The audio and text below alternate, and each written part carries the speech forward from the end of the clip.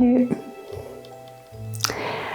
Au fond de mon armoire, j'ai trouvé un gros carton gris épais. Et dans ce carton, il y avait des tissus de toutes les couleurs. Ils étaient imprimés avec des carreaux, avec des fleurs, avec des petits points. Il y en avait toutes sortes de tissus. Et ça m'a fait penser à ce vieux métier d'autrefois, le causandier. J'imagine que tu ne sais pas qui est le causandier. Eh bien, au Moyen-Âge, le causandier était le tailleur qui venait à domicile. Il allait de ferme en ferme donner ses services. Alors, il y allait avec un coffre rempli d'aiguilles, de fils, de bobines, de boutons, de ciseaux. Et dans un autre carton, il avait des tissus. Et il proposait ses services. Après avoir pris les mesures, avoir taillé le tissu, il se mettait à l'ouvrage. Causandier, causandier, tire ton fil doré. Causandier, causandier, tire ton fil à point serré. Et le causandier, il allait de maison en maison. Et on l'aimait bien, le causandier, parce qu'il apportait les nouvelles de la région. D'ailleurs, depuis quelque temps, les gens de la région avaient souci. Leurs femmes, elles avaient beau avoir de la crème bien grasse. Dans leur baratte à beurre, elles n'obtenaient qu'un beurre clairet, sans goût, un beurre maigre. Et au marché, il n'y avait qu'une fermière qui obtenait un bon beurre bien gras, bien onctueux, si fin et délicat. C'était la vieille Marion. La vieille Marion, avec ses cheveux tout détachés et mal coiffés, et puis ses yeux rouges. Eh ben, elle qui a seulement une vieille vache malade et puis une chèvre souffreteuse et puis deux petites poules, eh ben, elle avait toujours un beurre magnifique, bien gras, bien onctueux.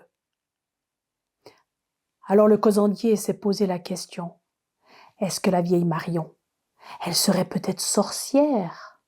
Il voulait en avoir le cœur net. Alors il s'est présenté à la ferme de la vieille Marion. Il a frappé et il lui a présenté ses tissus. Il en avait un qui était doux, chaud et de belles couleurs. Et la Marion, elle a touché le tissu. Elle l'a trouvé bien. Elle a demandé le prix. Le causandier l'a dit « Moi, ça ira, juste quelques pommes de terre, un morceau de fromage et du miel, ça me suffit. » Alors la vieille Marion, elle a accepté qu'il lui fasse une jupe avec ce tissu. Causandier, causandier, tire ton fil serré. Causandier, causandier, tire ton fil à point serré. Et le causandier, il a pris les mesures de la vieille Marion. Il a coupé le tissu et il s'est mis à coudre. Il a cousu un long moment et il observait. La vieille Marion, elle allait de la cuisine à la grande chambre où il était installé et de la grande chambre à la cuisine. Et à un moment donné, elle a amené une baratte à beurre. Alors, il est devenu vigilant. Il observait. Et à un moment donné, il a fait semblant de s'endormir. Il a fermé les paupières, mais il a continué à regarder à travers ses cils à moitié fermés. Il a vu la Marion s'installer devant sa baratte. Il l'a vue déposer un petit billet sous la baratte. Et à un moment donné, la vieille Marion, elle a dit « Hé, causandier, c'est pas à ce rythme-là que vous allez finir ma jupe pour ce soir. » Alors, le causandier a fait semblant de se réveiller. Et puis, il a continué à coudre. Il cousait « Causandier, causandier, tire ton fil doré. Causandier, causandier, tire ton fil à point serré. » Et il travaillait à vive allure et soudain, il a dit « Il me manque du fil. Marion, vous pourriez aller m'en acheter à la ville ?»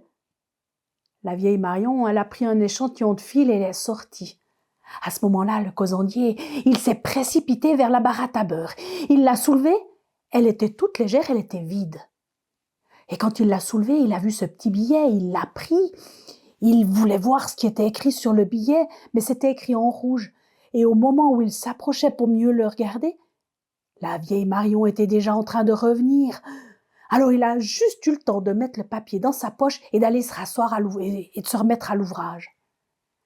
La vieille Marion était aussi méfiante.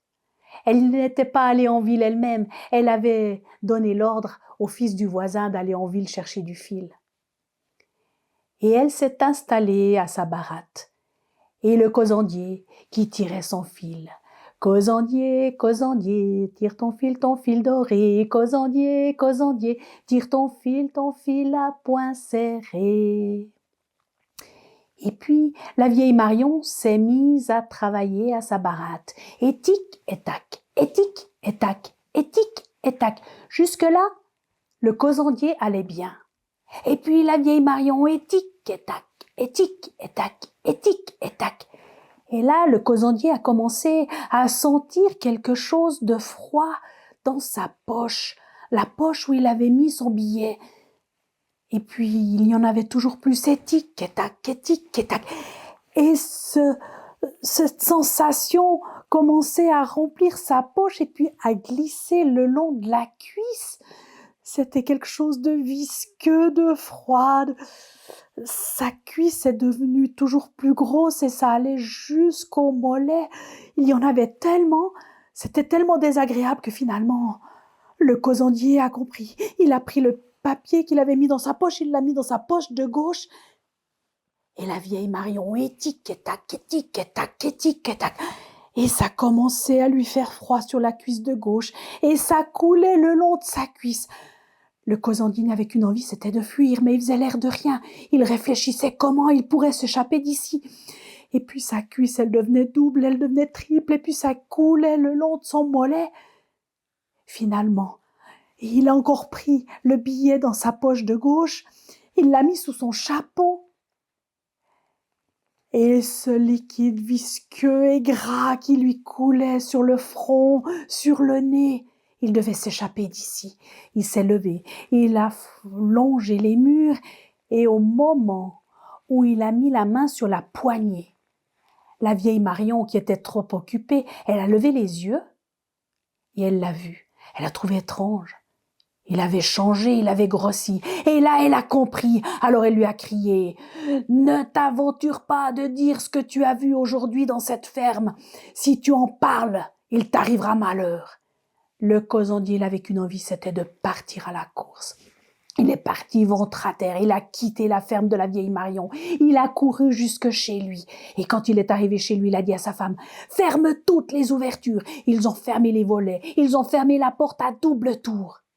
Et seulement après, le causandier a pu respirer. Il a enlevé son pantalon. Et quand la nuit est arrivée, il y a eu du bruit dehors. Le causandier et sa femme n'ont pas pu fermer l'œil de la nuit. Alors la femme, pour s'occuper, elle a pris le pantalon de son mari et elle a gratté tout le beurre qu'il y avait dans le pantalon. Elle a raclé, raclé, raclé. Elle a pu remplir 2 toupines de beurre, un beau beurre onctueux et gras. Et le lendemain matin, quand le soleil s'est levé, que le coq a chanté, le silence est revenu. Alors courageusement, le causandier a ouvert la porte. Il n'y avait plus rien à l'extérieur. Alors il a continué son travail. Au marché, étonnamment, les femmes ont retrouvé leur beurre bien gras, bien onctueux. On n'a plus jamais revu la vieille Marion au marché.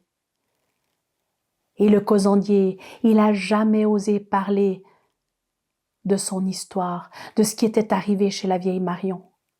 Il a attendu qu'elle meure pour en parler. Et quand il en parlait, il devait avouer, le beurre qu'il avait mangé ce jour-là, c'était le meilleur beurre qu'il avait jamais mangé. Et qu'est-ce qui est arrivé du parchemin? Eh bien, l'épouse du causandier, cette fameuse nuit, où elle avait raclé les pantalons, elle avait aussi raclé le chapeau de son mari. et elle était tombée sur ce petit billet mystérieux. Elle avait voulu lire ce qui était écrit dessus, mais l'écriture était rouge, c'était difficile à déchiffrer. Alors elle s'est approchée de la bougie et le billet s'est enflammé. Il y a eu une grande flamme bleue et il y a une odeur de soufre qui a rempli la pièce. Le billet mystérieux était détruit et le secret était parti en fumée. Causandier, causandier, tire ton fil serré.